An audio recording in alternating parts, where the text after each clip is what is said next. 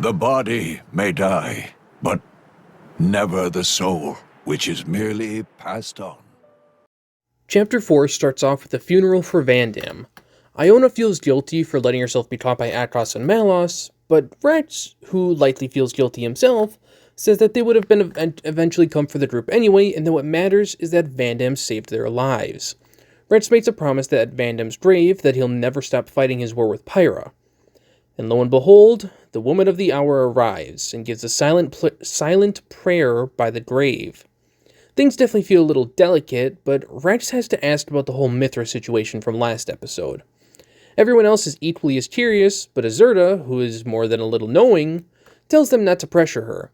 She stumbles over her words a little bit before Mithra seems to forcibly take control, and she immediately starts to berate Rex for waking her up, calling him useless. Rex is understandably super confused, but Mithra doesn't stop there, yelling at Rex that he should have listened to Vandam and ran away instead of trying to get revenge. Rex is well aware he fucked up though, saying that he just didn't want to hand over Pyra, and by extension now, Mithra. She does the classic tsundere act, and then swaps back over to Pyra, who apologizes for her behavior. And I gotta say, I really feel for Pyra here, because if I also had an extremely violent and outgoing alter ego, I would probably find myself in that situation a lot. We cut over to the theater, where Pyra explains that both her and Malos are Aegises, blades with the power to potentially destroy the world. She gives a bit of a backstory on a man who climbed the world tree to find Elysium, but found it empty, bringing back the core crystals of the two as proof of making it there. The man awakened Malos, for who knows what reason. Soon after awakening, Malos began to wield his power unrestrained, wreaking havoc on the world, as villains tend to do. To counter that, Mithra was awakened by a different driver, and the two Aegises fought, resulting in 3 Continental Titans being sunk, though Mithra did manage to win. Fearing her power, Pyra and her driver sealed her away on an ancient ship, with the hope that they would never have to use that world-ending power again, all of which happened 500 years ago. Rex starts to feel a tad bit guilty for reawakening Pyra, but Pyra believes that it was fate that the two of them met, and that's why Mithra woke up. Pyra and Mithra promise to make it back to the True Elysium and fulfill their supposed purpose of defeating Malos. We cut away again to the inn, where Pyra once again apologizes to Rex about Mithra, saying that Mithra used her power for his sake to protect him. Rex actually agrees with what Mithra said though, saying that it was his own fault. But he's glad that Pyra has finally started opening up to everyone, and he thanks her for protecting everyone. Much like Rex when dealing with Mithra, Pyra seems a bit flabbergasted by this response from him, who says that he could really feel the truth behind the legends of the Aegis power, which is probably meant to be a compliment, but given that Pyra and Mithra didn't want to use that power again, it's probably not the most emotionally sensitive thing to say. Rex says he doesn't want them to feel guilty about the Aegis power though, and that he'll help them move past that, bringing up what Vandam said about power depending on the heart of its wielder. He says that Pyra's power is the power to keep everyone safe and smiling, and that he'll become the type of driver that can protect Pyra and Mithra in turn. Make a girl cry? That's not gonna fly. Make a girl smile? You pass the trial. That's the 3rd rule of the Salvager Code. Soon after, Tora cuts in asking Rex to help with repairing Poppy, so Rex runs off after asking what's for dinner. Azurta comments on how Rex keeps everyone going by staying positive, a lot like Adam did. Pyra seems to cry a bit after, likely dealing with a hell of a lot of baggage we can't even imagine. Yet. Cut away once more to Cole giving something to Rex, saying he should take it with him to Indal as the owner of the dagger can tell him how to get to Elysium. It's Minoth's very own weapon, and the dagger belongs to the man who was once Minoth's driver. Cole reveals his core crystal, and Azurta mentions that they fought together during the Aegis War. Cole explains that he's a flesh eater, a blade that has been fused with human cells.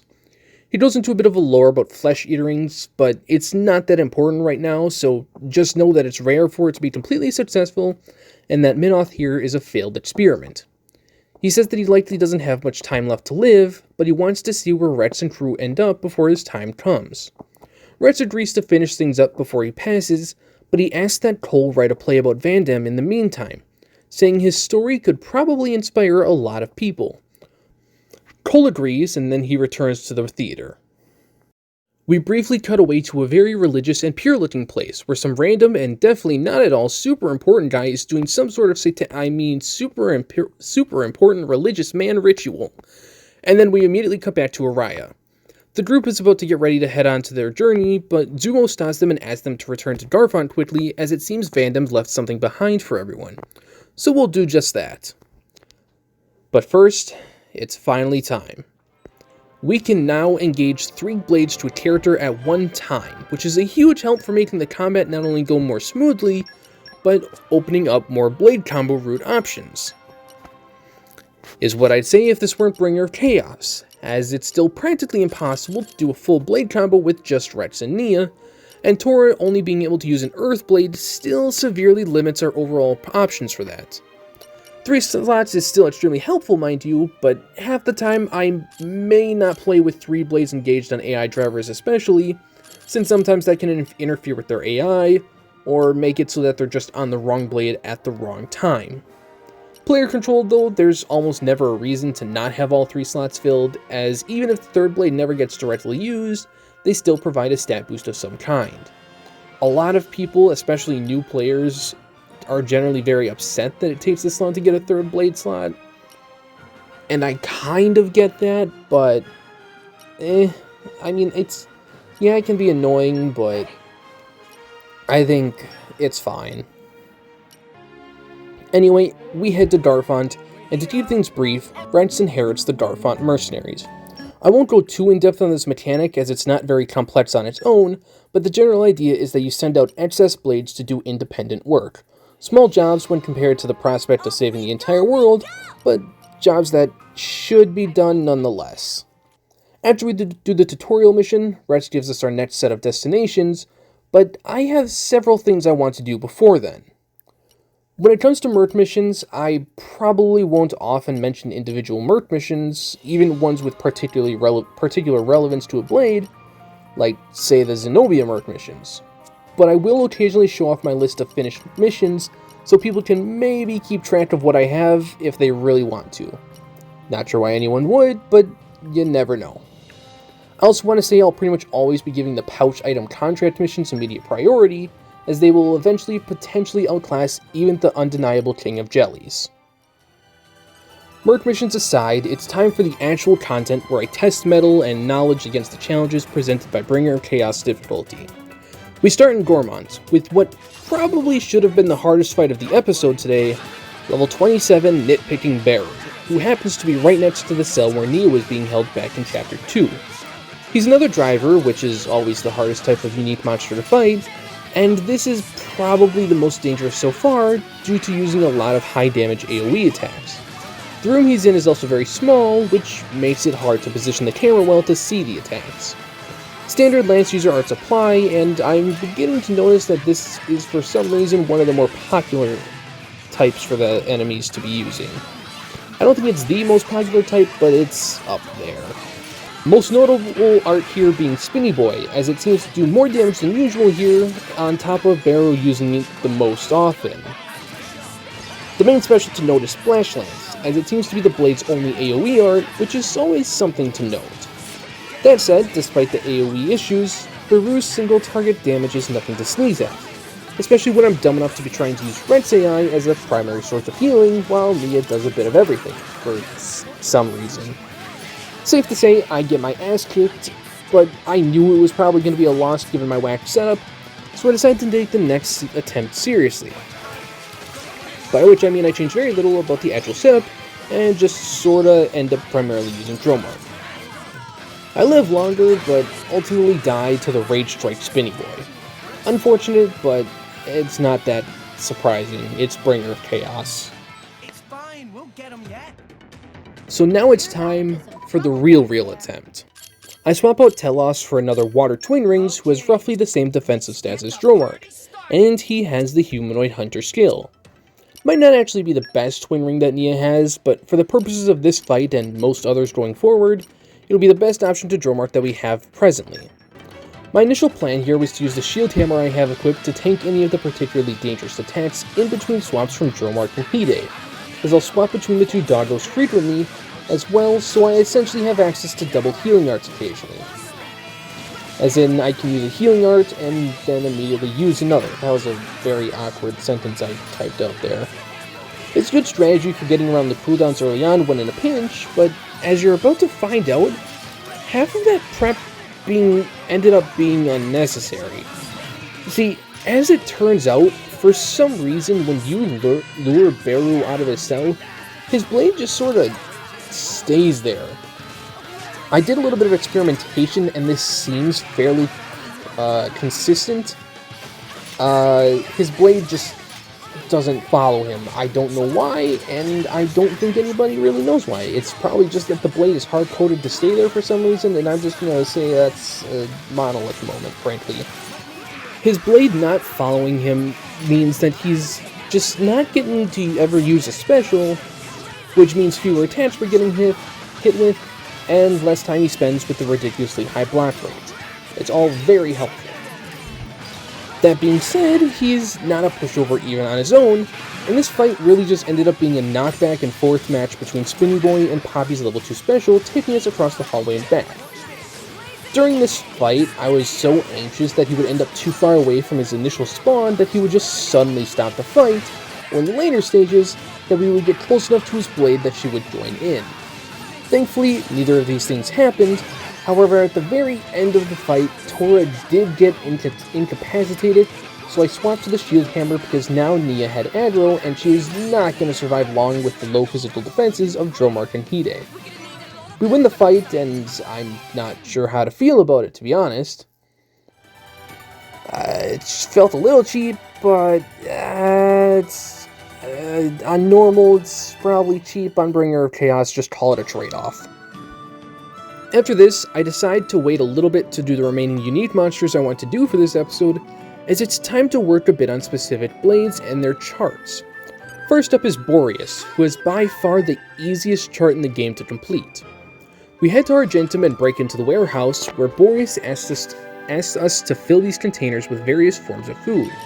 So we do, but I momentarily forgot who I all have in my party, so as I'm traversing Toradoth, this happens.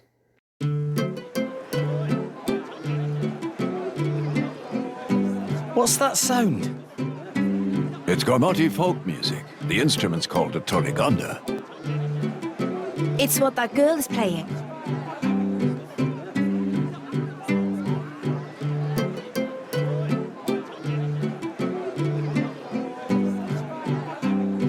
She's pretty talented. Truly a balm for the soul. Hey, Ursula, how are you liking the music? Huh? It's good. Come to think of it, you're a bit of a musician yourself, right, Ursula? Why don't you introduce yourself? Oh, no. I won't, I think. Hey there, Blade! Huh?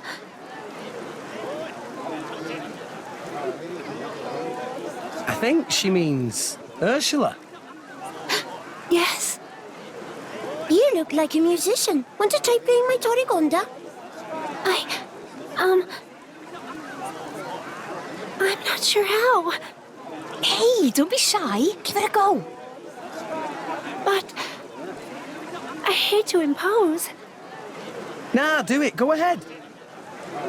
You're one of us. So if you're interested in something, well, that makes us interested too. Hey, let's all go over and look. Okay.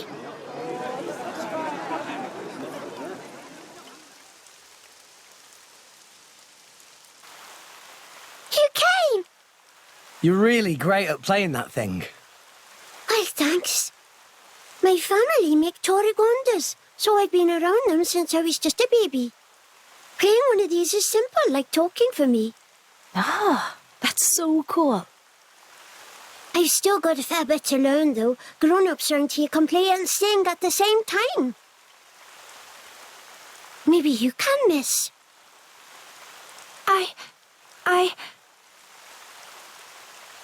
Well, that's what your eyes seem to be saying anyway. I'd like to play something, but I'm just a bit... A bit too shy, maybe.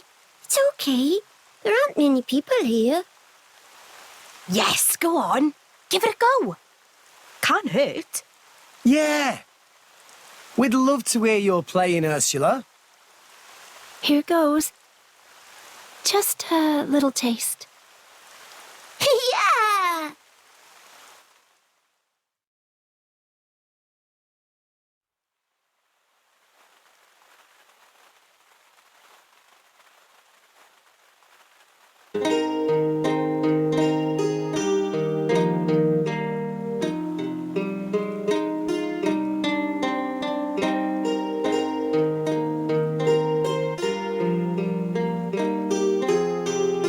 Awesome. What a lovely tune. You're talented too, Ursula. Seems the people here appreciate it.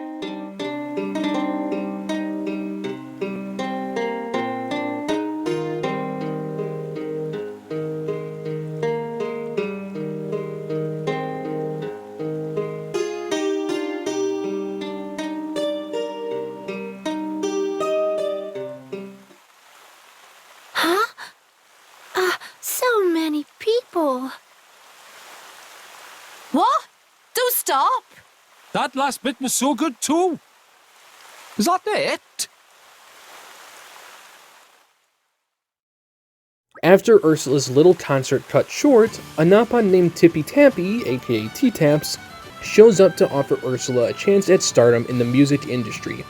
She obviously hesitates at first, but the party convinces her to do it as a way to pursue her own talents or something like that. Kiara gives her the Toriganda, and we head off to Argentum to finalize the contract with T-Taps.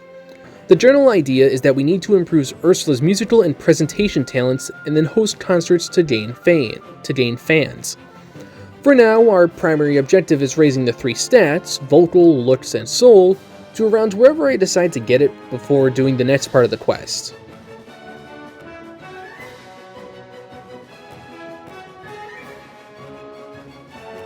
You know, fans would kill over that type of insult, just saying. Anyway, thus begins the most infamous quest of Xenoblade 2, while also admittedly being one of the most helpful as long as you can start it as early as I have. See, 99% of this quest is just Merc missions, and it takes at least a couple dozen hours to complete it, so I won't be showing the end of it anytime soon. That said, I'll be working on it pretty much as often as possible, so we should theoretically finish it before we get too far into the game. However, the Merc missions also have by far the shortest duration of any Merc mission, anywhere between like 9 minutes down to around 5 minutes if you have the right skills available. This is incredibly helpful for getting common blade affinity charts done while working on other stuff, and is more than worth the effort of the quest itself to go through with for that reason alone. I can confirm that while writing the script, I am in fact doing the Merc missions as often as possible. I have them going right here. And I can confirm as I'm reciting the script that I'm actually taking a break from doing that because we've got some important Merc missions related to this quest coming up that I want to do specific little jokes for, but we won't be able to get to them until the next episode. Anyway, after this, I finish off throwing stuff in the Boreas chest, and after I run around grabbing a solid number of vegetables, I then use every pouch item I currently have in my inventory on Rex, as using pouch items is how you fill up the chart of Boreas. Nice! I told myself that rather than just immediately max out every node that I can, I would just kind of see where the values end up, as the most important chart skills are probably the level 3 special and the lookout skills. And the lookout skill in particular, I made sure to go out and buy vegetables to max it out, because the evasion is helpful and it's on Boreas, so it's not that broken. After all this, I've actually done a good number of Merc missions already, so it's time to do our very first Merc group quest, the supply situation. TLDR is that we need to grab rations for the Merc crew by collecting various food resources around the world. I do this until I have 35 out of 100 on the meter here, at which point Zuo returns to tell us about something called a Mokmo onion that would be really good for a certain recipe when making rations. We talk to the store owner of Sadecott Groceries, who tells us where to find said ingredient, but I run into a bit of a problem. I need level 3 focus, which Para doesn't have on her own right now, and can't unless I double her current amount of trust. So what to do? Well, there is technically one more blade that we can have focus on. So, I head back to Toradoth.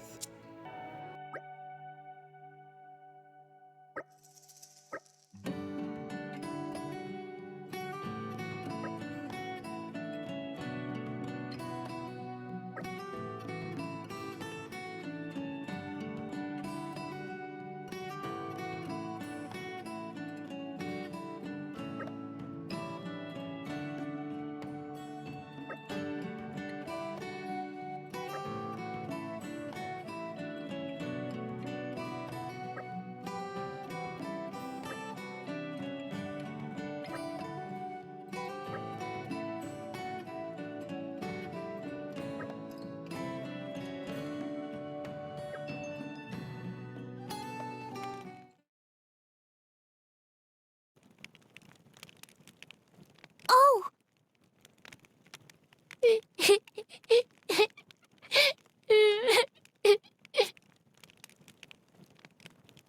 Hey, what's wrong?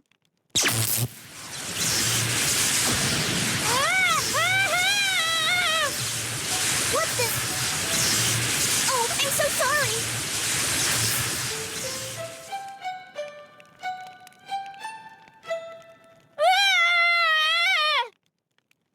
Hey, come back! I didn't mean to. I was just trying to help. I never meant to hurt him. It's okay, Electra. It was just an accident, right?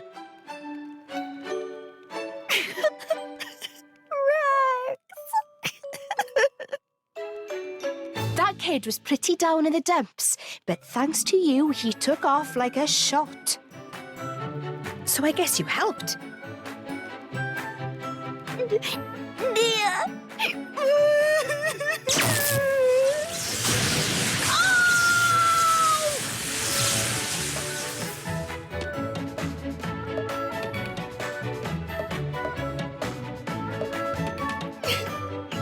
See, Nia? I even hurt you. If I can't control my own power, it would be better if I just didn't have it.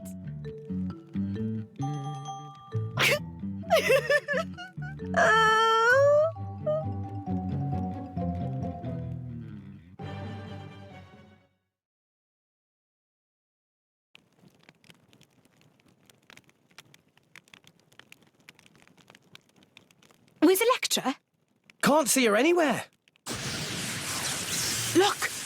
I saw lightning from over there. Big thunder crash?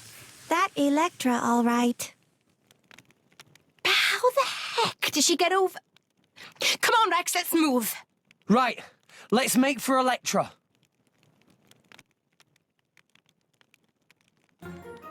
Electra runs off, we chase after her, and we tell her that rather than throw herself off a cliff, it's probably a better idea to train her powers and learn to control them. We can only interact with one NPC for this quest at this point in time over in Garfont.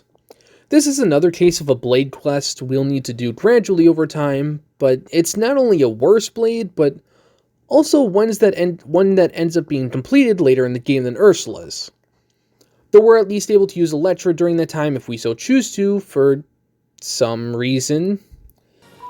Speaking of, it's time for my next unique monster target, level 28, Anguished Solomon.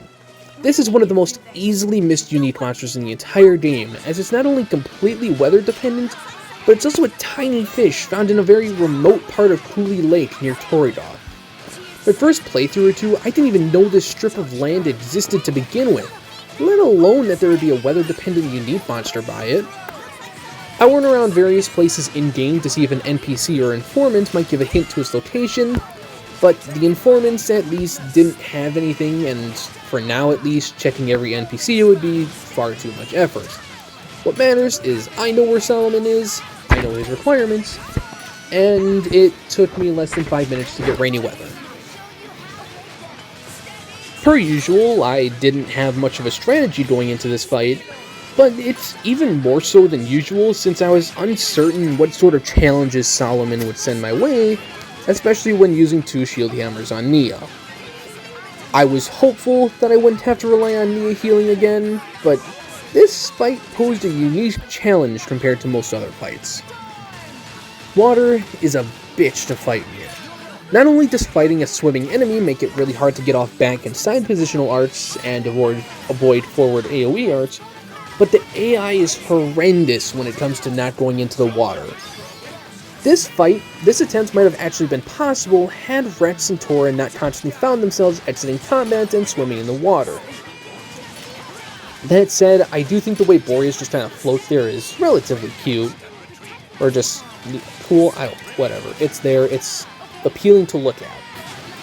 Anyway, Solomon himself doesn't really have anything all that dangerous or unique, it's just a matter of not being the most favorable terrain. His most dangerous art is probably Trout Hop, mainly because it's multiple hits with a fairly solid damage ratio, but even that is only so bad compared to some of the bullshit we've put up with so far. Second's attempt of the fight goes a fair bit better, but that's because I mainly swapped to near permanent drill mark usage once I got to see Electro's level 4 special.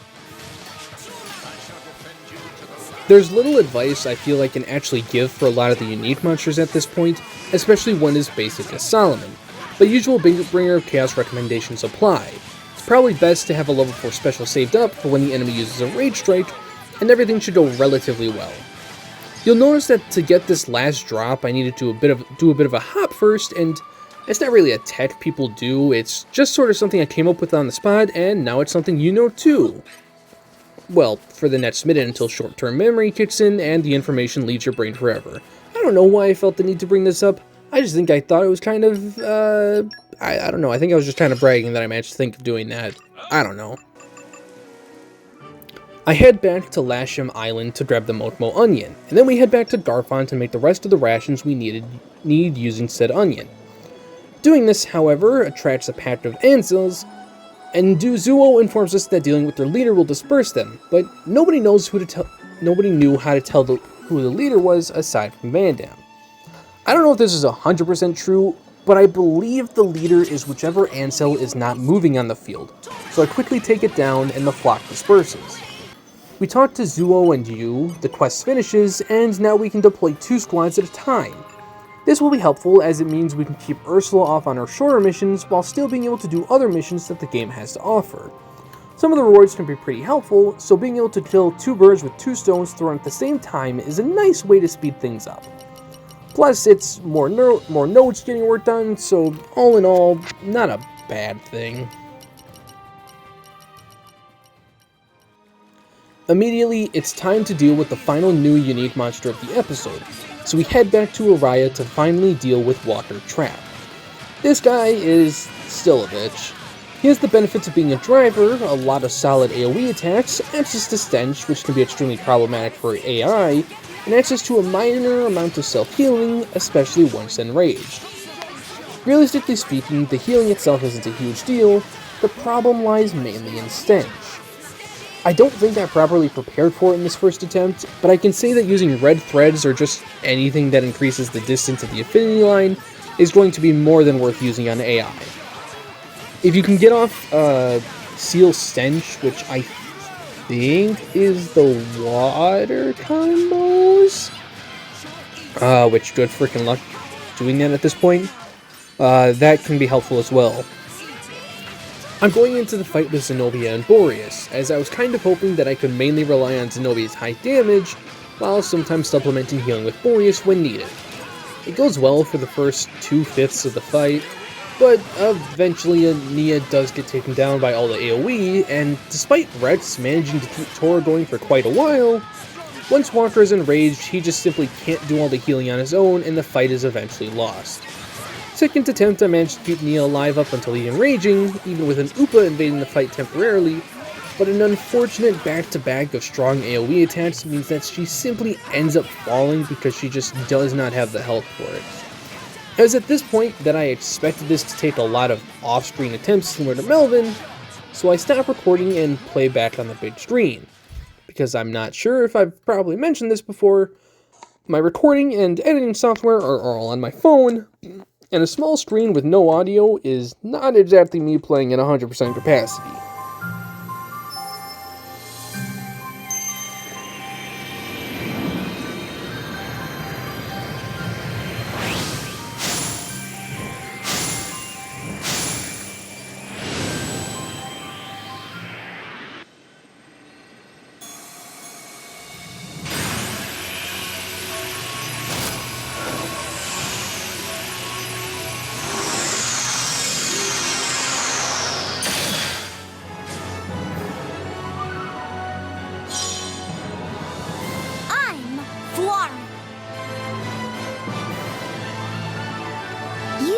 like a driver I can depend on. This one's putty in my hands. Oh, nothing. My cuteness can soothe even the savage beast. Florin here is probably the single most forgettable blade in the entire game. He does nothing overly unique, especially for a game where extra healing at max affinity is a completely useless skill after a certain point in the game. But he's the Prince of Healing nonetheless, sort of, maybe, not really, and he'll be helpful enough for the time being. And hey, aside from Telos, it's Nia's second blade not in the lowest tier of the generally accepted yet also very incorrect tier list pinned in the Gameplay channel for Xenoblade 2 of the biggest Xenoblade Discord server that I know of. So I know what you're thinking. How in the ever-living fuck did I get myself into this glorious situation, you might ask? Well, it was a lot of spamming Boreas level 3 specials, and also getting fairly lucky with a certain Upa joining the fight and somehow giving me a full segment of the party gauge on its own. And with this chain attack ending, it's time for today's story progress. Finally.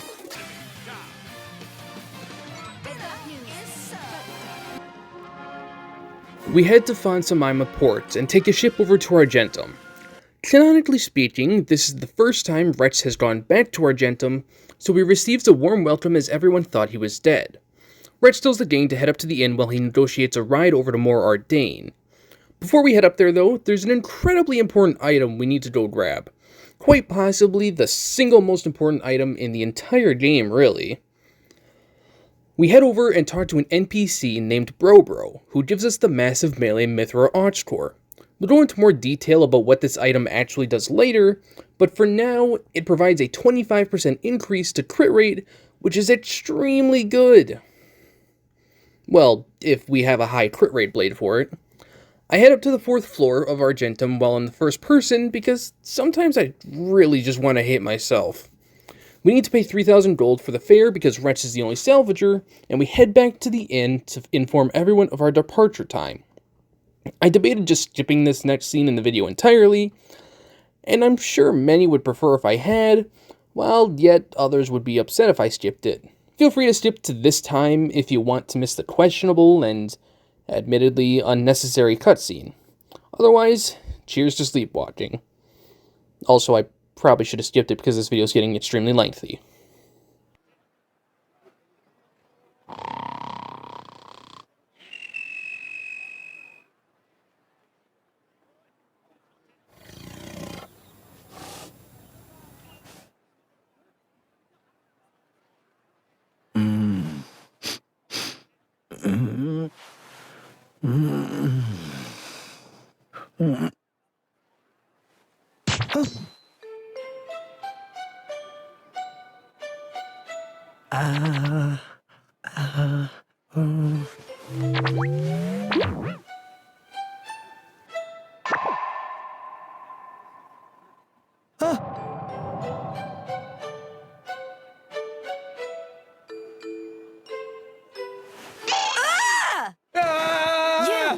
How did you... What are you doing in my bed? Wait! Ah! Get out! Interloper! Monster! Wait a minute, would you? Ow! You're the one in my room. The guy's room, see? Huh? I can't believe it. I did it again. I am such an idiot. Is this what they call sleepwalking? You were staring. Huh? Pervert! Whoa, what? She's certainly exposing an awful lot of skin. Pot? Meat kettle? Would you care to explain what that is supposed to mean, my good sir? Have you looked in a mirror recently?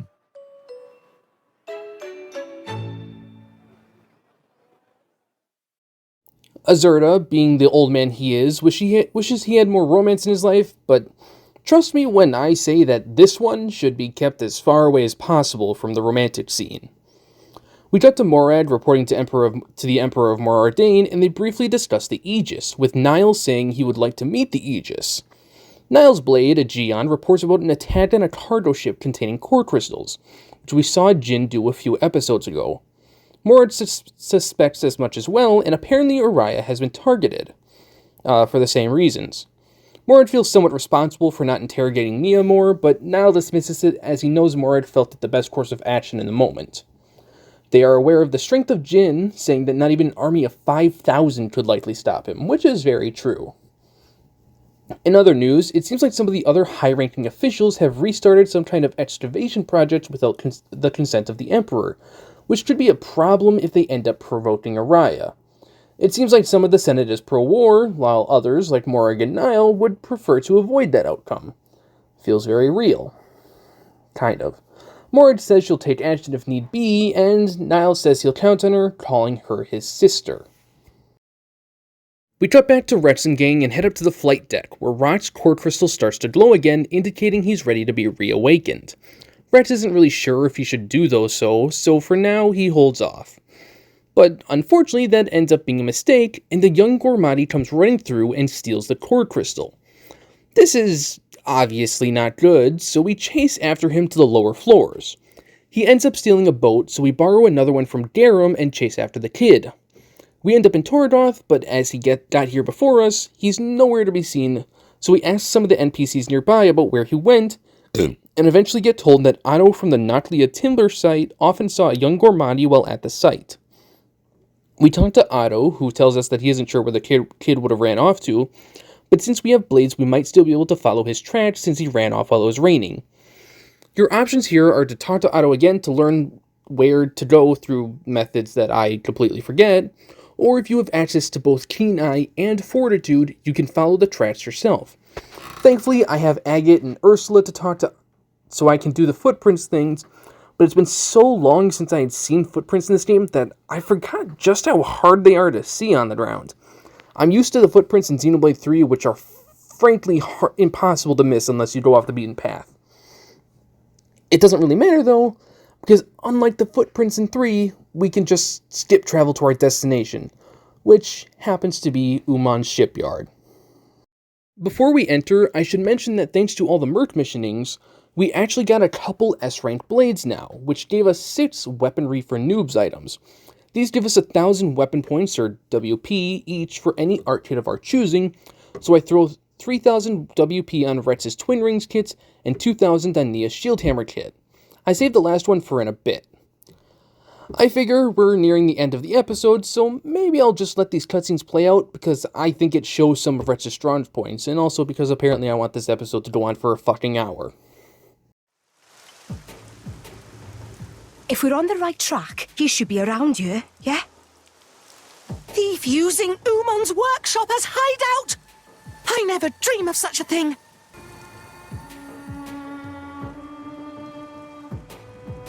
Ah, you lot. Kid, you sure led us on a merry chase. You've wasted a lot of our time, you know. Damn it. Look at you. You're only kids. Why don't you just give back what you took? We'd rather not hurt you or anything. You're basically a kid yourself. Boy, I'll have you know I work for a living. Right, hand it over. No, you're not having it.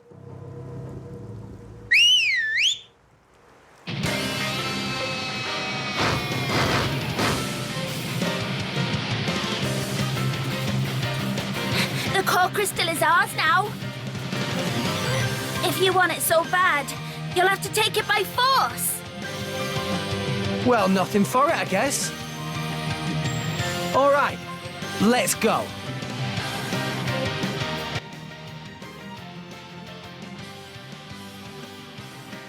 This is, quite frankly, a joke fight, and I think that's intended. I'm using a common rings blade with Aerial Hunter for a skill, but even then these guys are pitifully weak. The fight lasts like 30 seconds, even on Bringer of Chaos. I'm talking slowly because I want to drive this point home.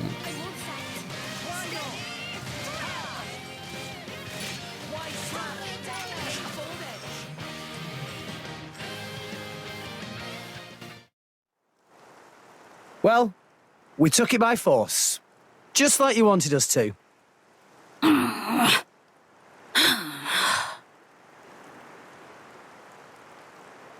Titan's foot. You're all barely 10 years old. Why are you stealing from people?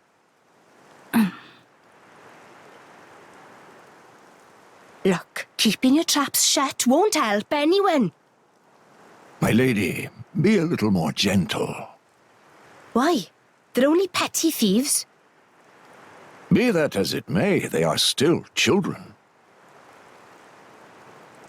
Look, I'm sure there's a reason you're doing all this. Are you just that hard up?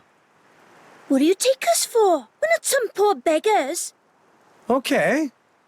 So it's not money you're after?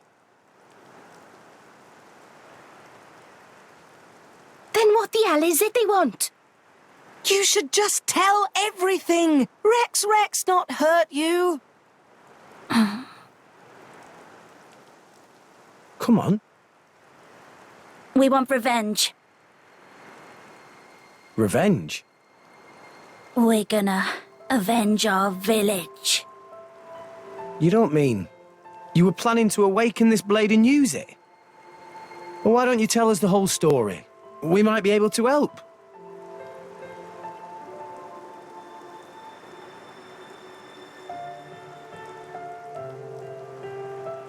Bandits attacked your village?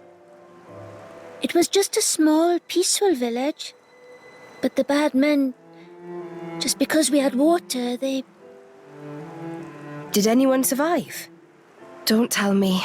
You're the only ones? What's your name? Me? Why do you want to know? Please, kid? It's Reese. From Cordell Village. Cordell Village? Can't say I've heard of it. It's just a tiny village on the outskirts of Gormott. Not many people know it. Okay, Reese. I get why you did this. But still, it's not right to steal from people. Besides which, awakening a blade is dangerous. Do you know what happens if it fails? You never know until you try. Long as one of us manages it, that's all that matters. Sounds like you really were desperate, my boy. I assume you know the whereabouts of these bandits? There's a big cave over on Twin Trunks Hill. They use it as a hideout. Oh, Reese, it's awful. Those scum are gonna... Who are they? Don't worry about them. What's the matter? Right, okay. The bandits are planning to attack Turrigoth. Are you sure? Yeah, we overheard one of their men talking about it in the city just now. And it was definitely one of them. It looked like they were scouting the place out. They were saying with the consul gone, now's the perfect chance to take advantage. A shrewd observation. This would indeed be the perfect time to mount an attack. Are you trying to tell me that idiot consul was actually good for something? So, this all our fault? Well... yeah. I guess we might have been the trigger. We can't sit by and let this happen. Agreed. Right. You lot, you can leave those nasty bandits to us. What? I swear, we'll avenge your village. But... Don't worry.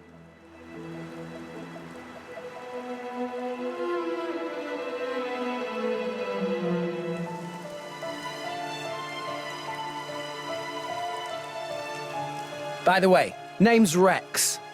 Reese, take the others and go warn the city guard. Warn them about the bandits. Nah, they probably wouldn't believe you if you said bandits were coming. So tell them about us instead. Tell them the guys who destroyed the water tower are hiding out at Twin Trunks Hill. If you say so, but why? Don't worry, you'll see. We're counting on you, okay? Okay. We head up to Boulderboard Gate, where it's finally time to deal with this ether miasma. There's only one way we know of to do that, though. Granted, I'm sure Zenobia could manage it if she tried hard enough, but she does not, so our only option is to awaken Rock.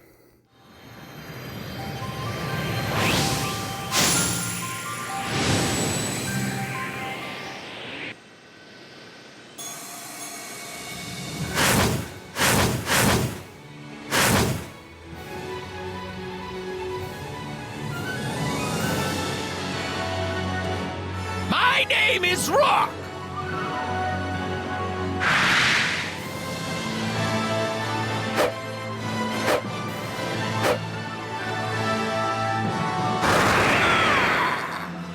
Apologies. Force of habit. You know, I gotta wonder how many people end up skipping that animation, which it's probably more than really should skip it. Anyway, with Rock now awakened and missing his memories, we mention to him that we inherited his core crystal from his old driver, have him remove the miasma, and then tell him a bit about Vandam. He was incredibly strong. He looked kind of scary, but he was kind, too. And he saved my life. It's thanks to Vandam that we're all standing here now. I see. Then I think I'd better protect you all, too. Huh? To carry on my driver's will, as best I can. That's the path I feel best befits a blade. Oh, Rock. Now, that's all well and good, but we still have a job to do. I make a couple final preparations, and then we go confront the bandits.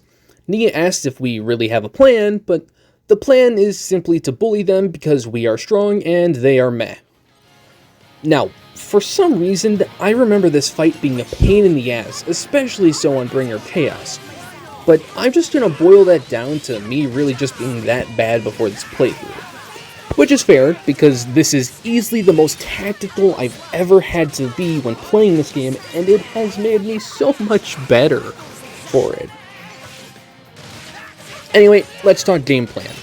I start by targeting Cartbreaker Deerzag, who is not only the lowest level of the trio, but also has an Axe Blade, which I mainly just had concerns about a potential taunt art, and figured this would be a good way to make sure he doesn't get any real value out of it. It's also a good time to talk about Rock on Tracks, as this is the first possible chance we have to use a Smash art. Normally, if you have the DLC, Corvin would be your first access to Smash for everyone, but without it, they decided to leave that option hidden behind sacrificing the Mentor. Thanks, Monolith. Joking aside, Smash is a very strong and helpful driver combo to have. The first time we use Smash here, it admittedly doesn't do much damage and really not much of anything at all, but that's because the damage of Smash is dependent on the amount of time left from the launch. More time left means more damage.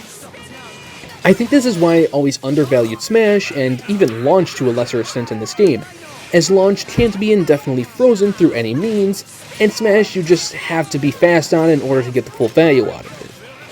However, sometimes a lower damage Smash is actually ideal, as Smash also causes the enemy to drop extra items that they have in their loot pool. Oftentimes they'll just poop out money though, especially if the drop rates are particularly low. The only main reason that you want lower damage Smashes sometimes is for farming items, that's why I wanted to mention that. One last thing to note about Smash, which is true about all driver combo stages, is that it causes the enemy to drop an HP potion, although this one is particularly large. For our health, it drops, or it heals around like 400 or 500 health, which isn't insane, but with a certain blade we'll be getting later on, hopefully. It's just going to make driver combos all we ever need for healing. Where's my script? There it is. There isn't a whole ton else to say about this fight, but once Gear's Egg goes down, I target Menacing Joe next as he's the second weakest of the trio. But, much like Gear's Egg, doesn't have an enraged state, so he's easy to take down even with Benny over there healing a bit. This also gives us a good chance to show off what a strong smash attack looks like, and we do a whopping 25,000 damage, which is a very good chunk of this guy's health bar despite it being Bringer of Chaos. It's practically as strong as a stage 3 blade combo hit that doesn't come from someone like Zenobia. And on Bringer of Chaos, it's way more spammable than stage 3 blade combos. Smash also has one more function, but I don't think I ever show it off in this video, so we'll talk about that next time, hopefully.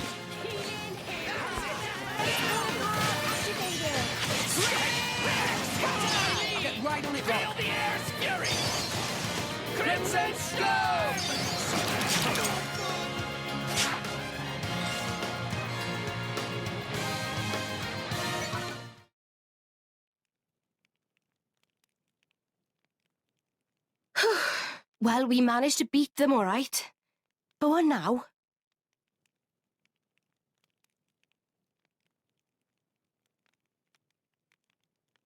Ah, right on time. Oh, I get it. That's why you asked the kids to call them you. It isn't us they need to answer to. Right? Leaving them to the authorities. A wise decision. I suppose we should probably leave then. It's not a good idea to be here when the military arrives. Let's go. Yeah, let's move.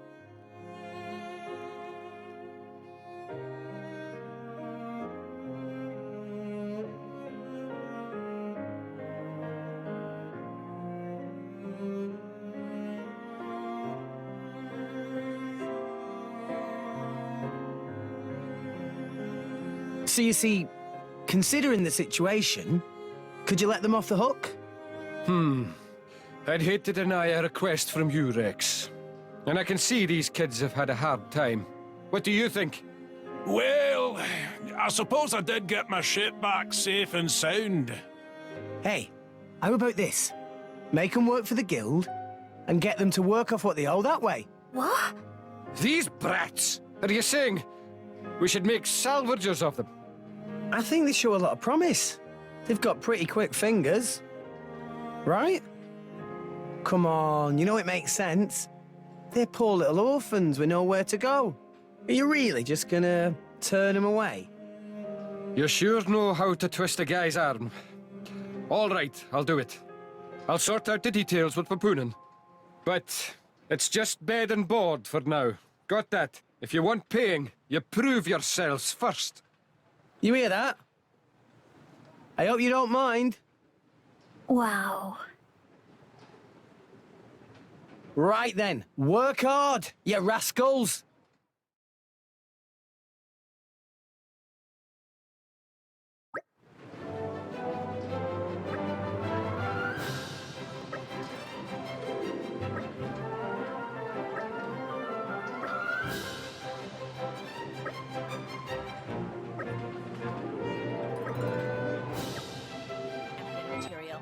All in all, the fights in this episode were honestly pretty easy. Something I should note is that during all of this, I also went ahead and worked a bit on Zenobia's skill tree, which is just fighting all the unique monsters again, or at least most of them. This included some previously problematic pieces of poo, but I think out of all the fights I ended up doing, Melvin was still far and away the most troublesome Turken head of the bunch. Alliteration aside, I do think that Melvin so far is still the most poorly balanced unique monster on Bringer of Chaos, even compared to Alfonso. Though, if it weren't for the weird quirks surrounding nitpicking Beru, I'm sure all that AoE would give him a chance for that spot. Next episode, we finally head to Mor Ardain, and do the first third or so of that Titan, hopefully. See you guys then. I hope you'll pray for my safe return.